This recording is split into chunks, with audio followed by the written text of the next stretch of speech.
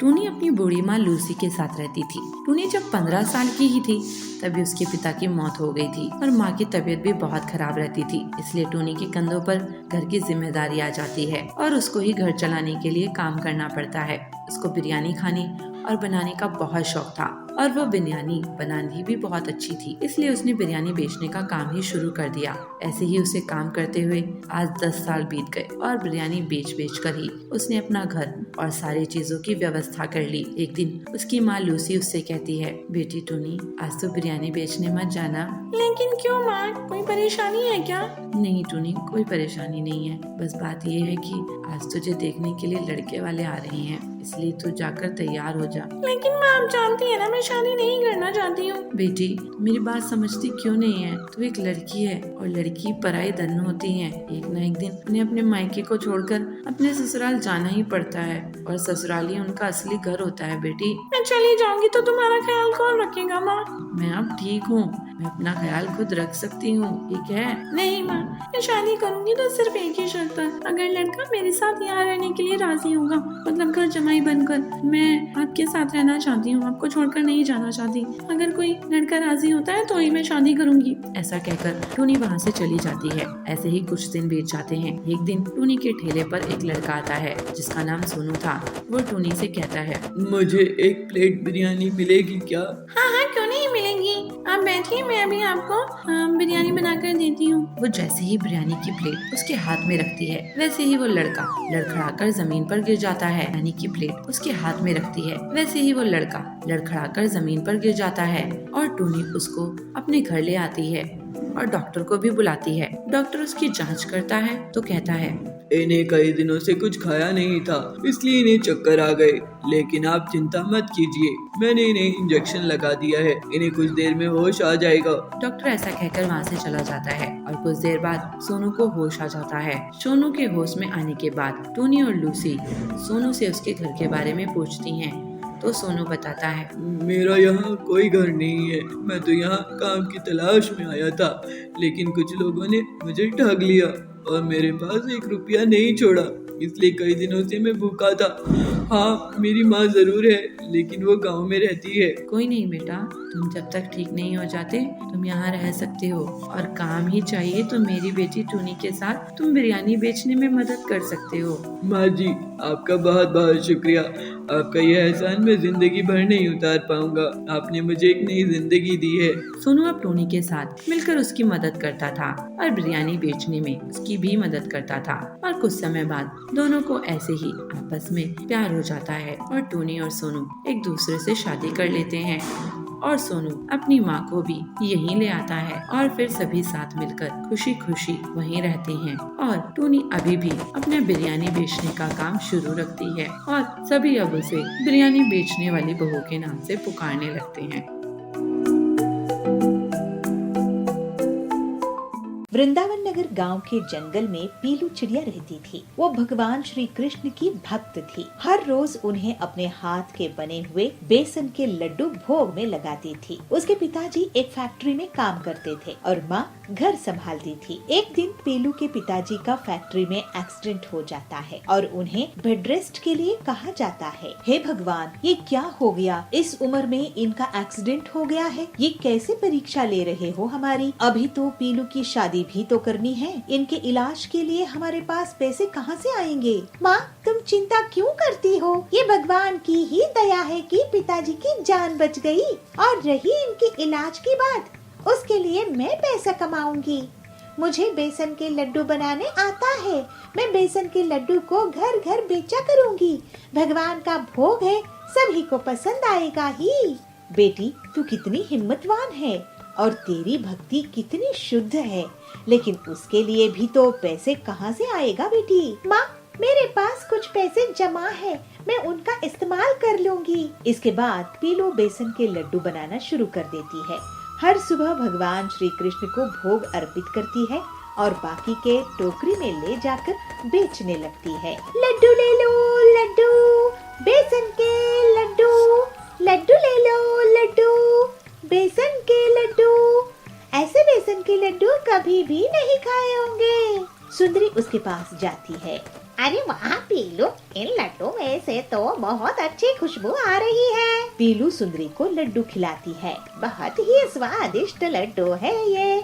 कितने अच्छे से बेसन को पकाई हो। 1 किलो दे दो, मैं अब पूरे रिश्तेदारों में बांटूंगी कि पीलू कितने अच्छे बेसन के लड्डू बनाती है। थैंक यू सुंदरी दीदी, भगवान श्री कृष्ण जी के हैं, उन्हें अच्छे लगते तो सबको अच्छे लगेंगे। इस तरह से पीलू के बेसन के लड्डू की बिक्री बढ़ने लगती है। हे कृष्णा जी, आपको लड्डू खिलाते खिलाते मुझे लड्डू बनाना आ गया और आज आपके भोग के कारण ही मैं अपने परिवार को संभाल पा रही हूँ। आपकी जय हो। एक दिन पीलू, हमने तुम्हारे बेसन के लड्डू की बहुत तारीफ सुनी है। 2 दिन बाद मेरे बेटे का जन्मदिन है, मुझे 20 किलो लड्डू चाहिए। तो जाबाज को पीलू ऐसे कहती है, जाबाज जी, ये तो बहुत खुशी की बात है, मैं आपको 20 किलो लड्डू बनाकर दे दूंगी। लेकिन एक बात सुन लो पीलू, अगर एक भी लड्डू खराब हुआ तो तुम्हारी खैर नहीं। मैं लड्डू भगवान श्री कृष्ण के लिए बनाती हूँ जाबाज जी, इसलिए लड्डू का खराब होने का कोई सवाल ही नहीं होता। ये पीलू कहाँ से लड्डू बनाने लगी है? पहले तो मेरे यहाँ ग्राहकों की भीड़ लगी रहती थी, अब तो मेरे लड्डू में कीड़े लग रहे हैं। पीलू के बेसन के लड्डू को खराब करना ही होगा, जिससे जाबाज इसको पीट देगा। उस रात पीलू जाबाज के लिए लड्डू बनाने की तैयारी कर रही थी। फिर वो सोने चली जाती है। तभी कालू एक मिट्टी का पैकेट लेकर उसके घर में घुस जाता है। अब तुझे कौन बचाएगा पीलू? कालू लड्डू में मिट्टी छिड़काकर भाग जाता है। अगले सुबह पीलू देखती है, अरे मेरे बेसन में इतनी मिट्टी कहाँ से आ गई? मैंने किसी का क्या बिगाड़ा था? हे कृष्ण जी, आपको अब मैं भोग कैसे लगाऊंगी? मुझे जाबाज के ऑर्डर की चिंता नहीं है, मुझे तो आपको लड्डू खिलाने हैं। फिर पीलू रोने लगती है, लेकिन तभी भगवान श्री कृष्ण उसे दर्शन देते हैं। पीलू रो मत, मैं हूँ ना तुम्हारे लिए। कृष्णा जी, आप इतने प्यार से तुम मुझे लड्डू का भोग लगाती हो, मैं तुम्हारे प्यार के कारण ही आया हूँ।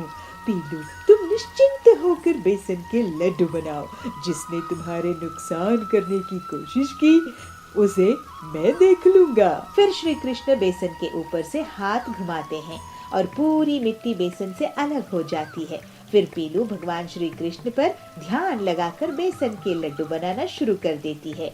और अगले दिन, ये लीजिए जाबाज जी, आपके बेसन के लड्डू। वाह पीलू, सभी मेहमानों को तुम्हारे लड्डू बहुत पसंद आ रहे हैं। शाबाश, आपसे तुम्हें हमारे घर के हर फंक्शन का ऑर्डर मिलेगा। जय श्री कृष्ण। पीलू अपने घर की तरफ वापस जा रही होती है तो वो देखती है कि लोग कालू की पिटाई कर रहे हैं। हमें लड्डू के नाम पर मिट्टी खिला रहे हो? ये लो कालू, तो दिल से भी काला है। मेरे बच्चे का तेरा लड्डू खाकर दांत हिल गया। पीलू समझ गई कि उसके घर में आकर किसने मिट्टी मिलाया था। भगवान श्री कृष्ण की शुद्ध भक्ति के कारण पीलू की दुकान इतनी चलती है कि वो अपने पिताजी का अच्छे से इलाज करवा लेती है और कुछ ही दिनों में अपनी लड्डू की एक छोटी सी फैक्ट्री खोल लेती है। पीलू और उसका परिवार अब हंसी खुशी रहने लगता है और पीलू रोज कृष्णा जी को लड्डू का भोग लगाना जारी रखती है। एक जंगल में पीलू चिड़िया अपने पिता टिल्लू और अपनी माँ बबली के साथ रहा करती थी। टिल्लू खेती करके अपने परिवार का भरण पोषण करता था। मुखिया रहा करता था जो पक्षियों की जमीन को जबरदस्ती हड़प लिया करता था और जो भी पक्षी उसका विरोध करते वो उसे मरवा देता था। एक दिन टिल्लू अपने खेत में काम कर रहा था, तभी मुखिया टिल्लू के खेत पर पहुंचता है। मुखिया के साथ उसके कुछ गुंडे भी रहते हैं। अरे टिल्लू, ये खेत तू मेरे नाम कर दे, उसके बदले में मैं तेरा पूरा कर्ज माफ कर दूंगा। टिल्लू कहता है, कैसा कर्ज मुखिया जी, मैंने तो आज तक आपसे कोई कर्ज लिया ही नहीं। इस पर मुखिया उसे धमकाते हुए कहता है, अच्छा तूने मुझसे कर्ज नहीं लिया, ये देख कागजात, इस कागजात में तूने मुझसे पूरे 2 लाख रुपए उधार लिए हैं और इसमें तेरा अंगूठे का निशान भी है, और अब तो ब्याज मिलाकर ये पूरे 4 लाख रुपए हो गए हैं। टिल्लू ये सब देखकर बहुत डर जाता है। वो गिड़गिड़ाते हुए कहता है, मालिक आप ये सब मत कीजिए, अगर आप मेरी जमीन ले लेंगे तो मेरा परिवार भूखा मर जाएगा। देख टिल्लू, मैं तुझे अभी बहुत अच्छे से समझा रहा हूँ, अगर तू मेरी बात नहीं माना तो फिर तू जानता है अंजाम क्या होगा। इन गुंडों को देख रहा है ना, ये तुझे ऊपर पहुंचा देंगे। इस तरह डराने धमकाने से टिल्लू मुखिया का सामना नहीं कर पाता है और वो डर के मारे उसको अपना खेत दे देता है। टिल्लू उदास मन से घर आता है। बबली उसे कहती है, क्या बात है जी, आज आपकी तबीयत ठीक नहीं लग रही है। अरे बबली, सब बर्बाद हो गया।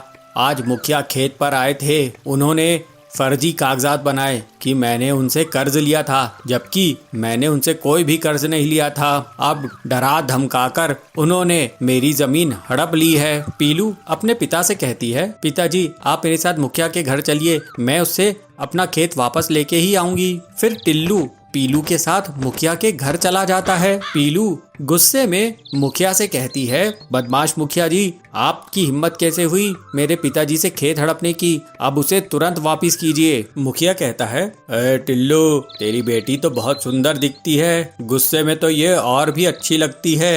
एक काम कर, तू मेरी इससे शादी करा दे, फिर तुझे तेरा खेत वापस मिल जाएगा। टिल्लू अपनी बेटी से कहता है, देखा बेटी, ये कितना बदतमीज है, ये बदमाश है, इसके मुंह मत लग, चल मैं किसी और के खेत में काम करके अपना घर संभाल लूंगा। इस तरह कुछ दिन बीत जाते हैं। फिर टिल्लू हरिया तोता के खेत में काम करने लगता है। एक दिन पीलू अपने पिता के लिए भोजन ले जा रही थी, तभी उसे किसी के करहाने की आवाज आती है। पीलू उस आवाज की तरफ जाती है तो झाड़ियों के बीच में उसे एक पक्षी दिखाई पड़ता है। वो बहुत घायल था और वो करहाते हुए पानी मांग रहा था। पीलू कहती है, ये लीजिए पानी पीजिए। पीलू चिड़िया तुरंत ही उस घायल पक्षी को पानी पिलाती है। फिर वो पक्षी पीलू से कहता है, बेटा तुम्हारा बहुत बहुत शुक्रिया, एक जंगली जानवर ने मुझ पर हमला कर दिया था, मैं बुरी कदर घायल हो गया था, यहीं पास में ही मेरा घर है, तू मुझे मेरे घर तक पहुंचा दे। फिर पीलू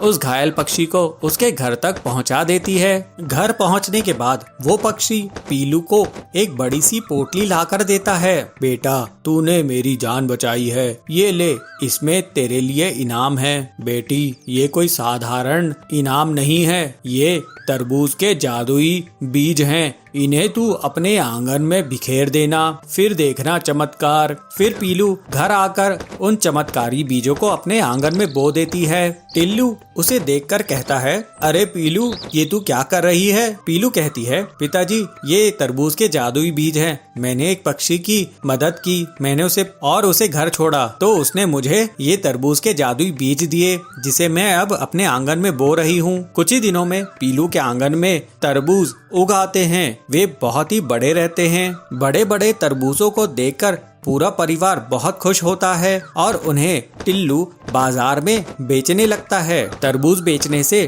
टिल्लू की बहुत अच्छी कमाई होती है। इसके बाद से टिल्लू और उसका परिवार खुशी खुशी रहने लगते हैं।